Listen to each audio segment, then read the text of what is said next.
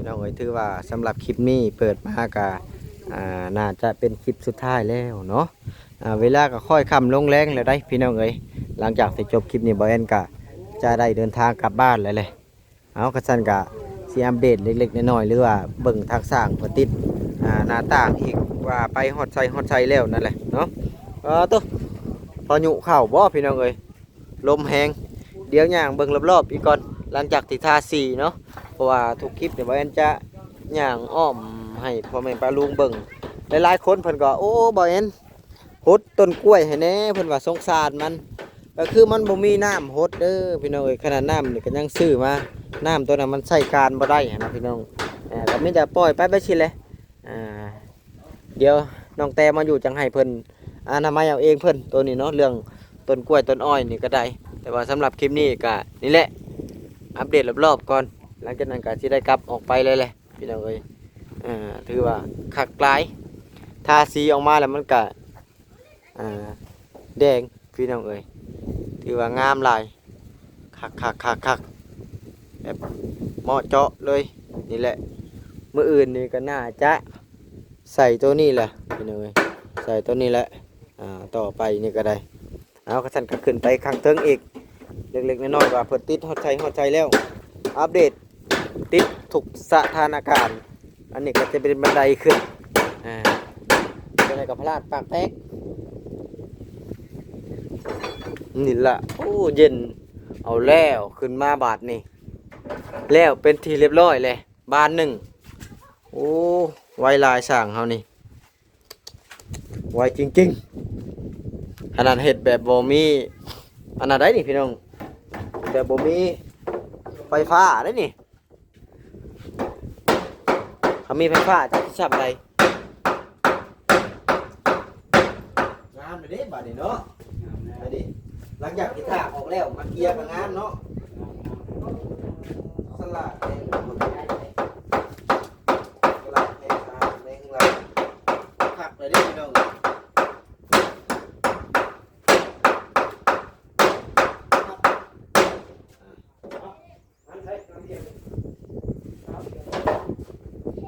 เป็นแหงอีสาน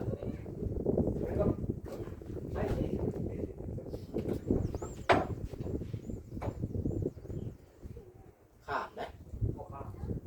มันบ่แน่แล้วเนาะขาดเอาเลยเอาเลยไปยังกตีมันจำนะเอาเลยมึงเขาต่อเขาเป็นห้องหัก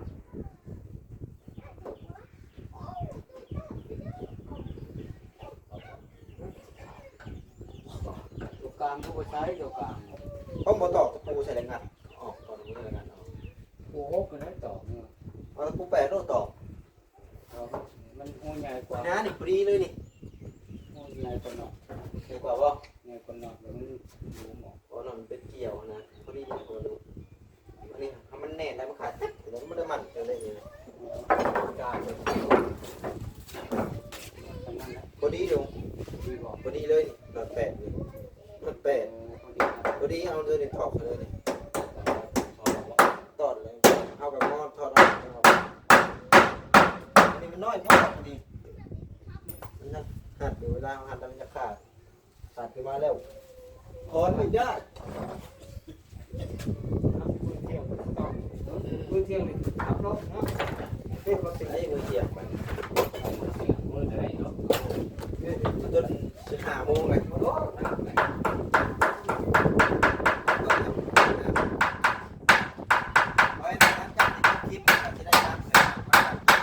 เวลาก็ค่อยขับลงแรงเลยนะต่อไปจะได้มาขับดูตัวนี้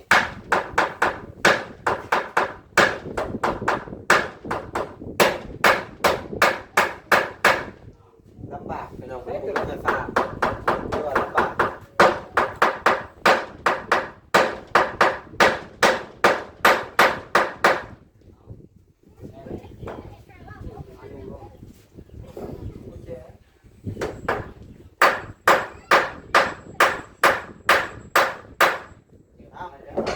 รูปบัตร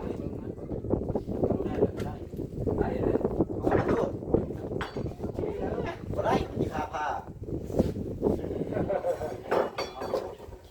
ตึบละอันนี้เรียบร้อยแล้ว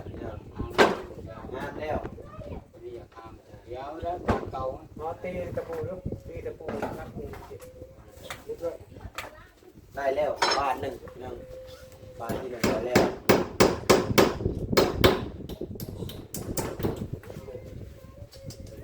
เรียบร้อยบ้านหนึ่งขับแล้ว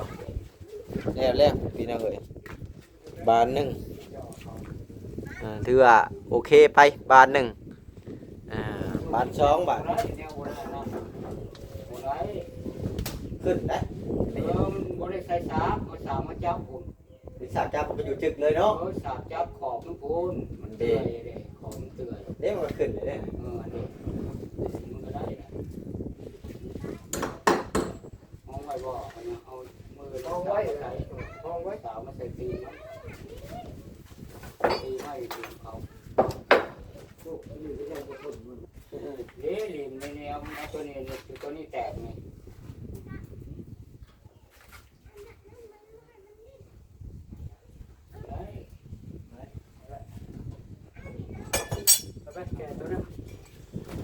แย่ตัวนี้พี่น้องเลยใส่ตัวนี้แล้วก็บ่ที่กลางเมืองเจ้านี่แต่บ่แอนติกลับก่อนแล้วจะหน่อยเนาะพี่น้องเลยหลังจากจบคลิปนี้เฮาก็จะได้กลับแหละเป็นจังบ่ลมบ่ตัวนี้จังว่าแก้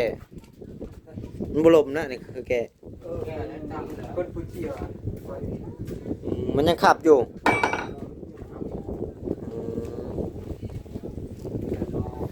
ยังขับอยู่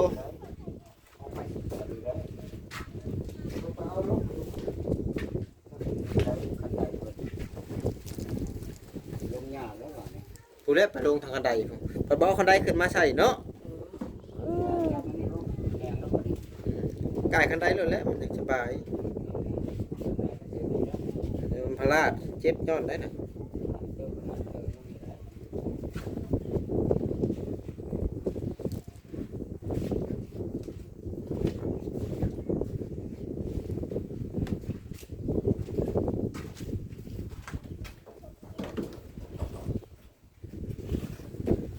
นี่แหละพี่น้องเอ้ย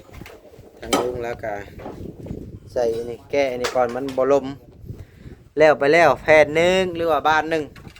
มันยากมันบ่มีไฟฟ้าบ่คือไฟฟ้าแล้วก็งาดเหรอง่ายก็ได้มีไฟฟ้านะ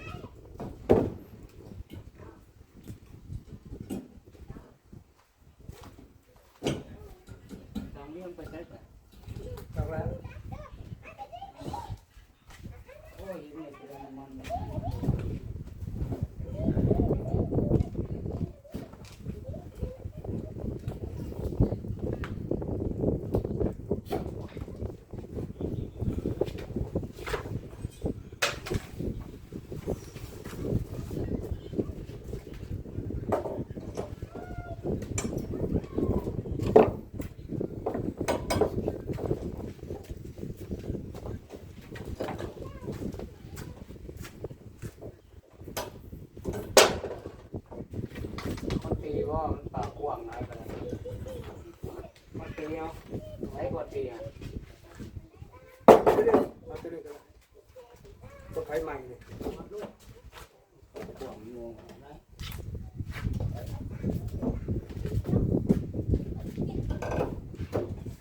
คือว่าใครสิแล้วเลยได้นี่หักลายพี่น้องเอ้ยหักลาย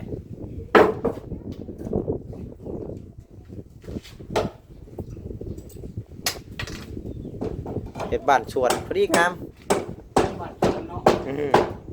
เฮ็ดใกล้แคมป์หนองเนาะมีหนองปลาได้หลาย ต้นไม้สีงามๆยง ครับ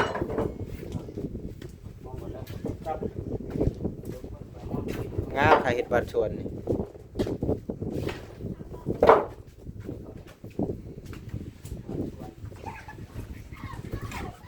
มันบ่เกี่ยวตัวสวยมันตัวลุมเขาตั้งไว้เท่าไหร่เฮ้ยเกี่ยวเลยไหมท่าน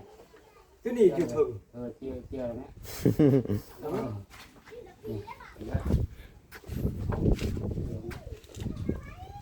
อยู่คุณหกเนาะไม่คนให้การนอน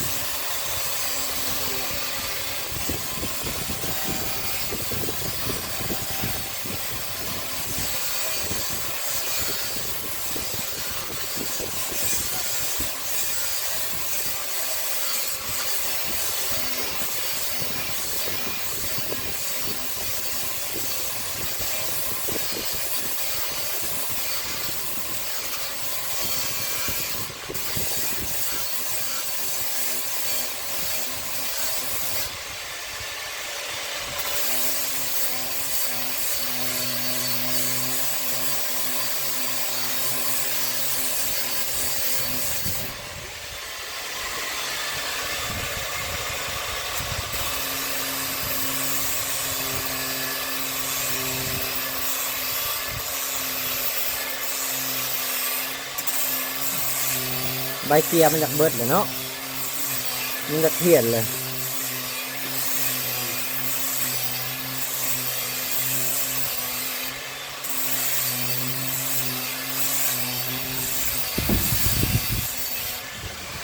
เราไม่ได้ทั้งไหนยังเกี่ยวหัวตัวนี้ออกอยู่เข้าไปแล้วก็เลย หลอกเรียบร้อยบ่ได้ให้คนอื่นเข้าได้ เข้าสมุนตั้มเลยยาว อืม นี่ยาวเป็นตัวนี้ก็น่าได้กินหมูกินด้วยตั้มคิวกันแล้วตั้มคิวลงบ่อเราเป็นตัวหลักเข้าสูงกว่าละ มันจะกายเนาะ หัวโบวิดโอ้ยเอาลงจับจำหัวโบวิด บุยหัว โบวิดหัวเอาเด้อเอาหัวมันออก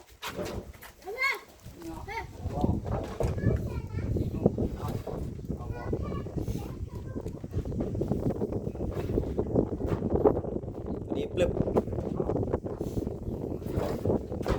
ได้แล้ว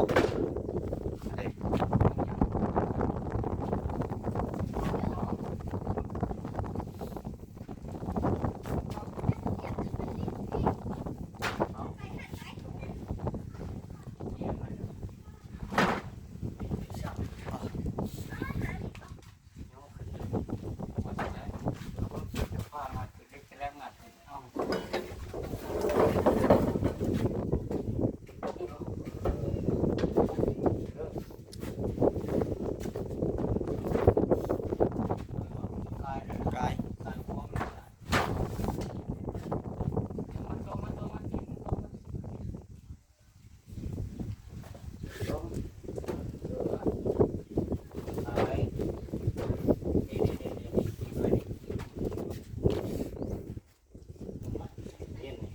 ไม้ไว้ไหม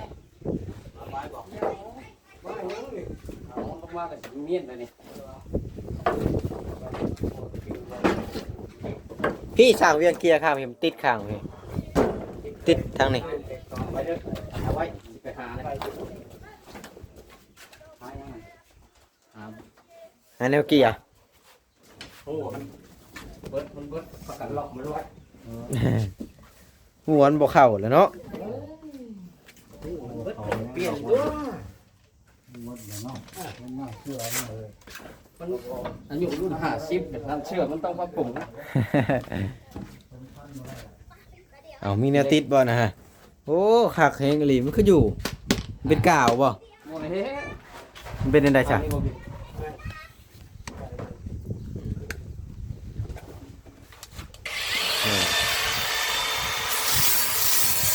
โอ้เข้าเนาะเป็นเนาะ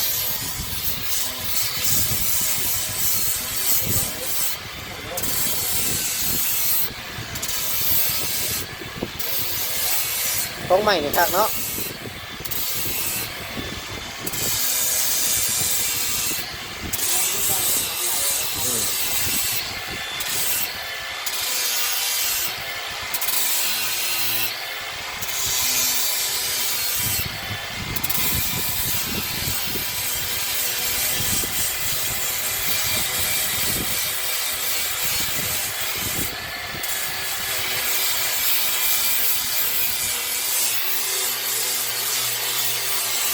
สักแฮง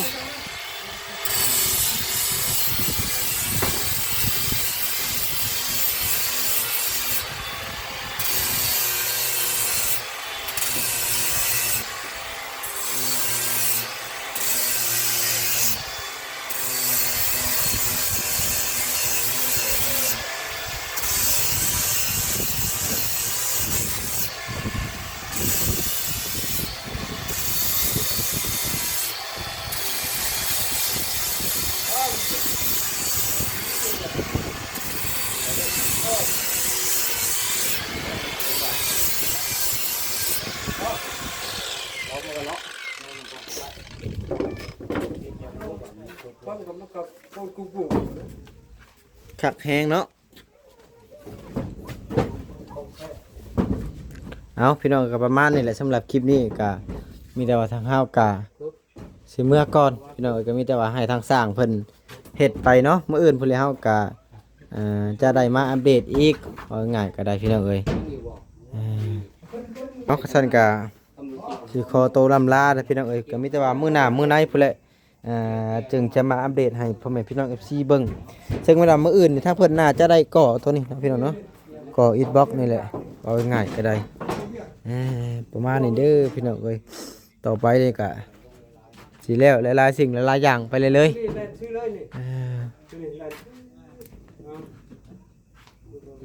เกียร์แต่ในเทิงก็ได้แล้วสั่งเวียงนะหันแหละมันติดนะหันน่ะมันติดบ่เลย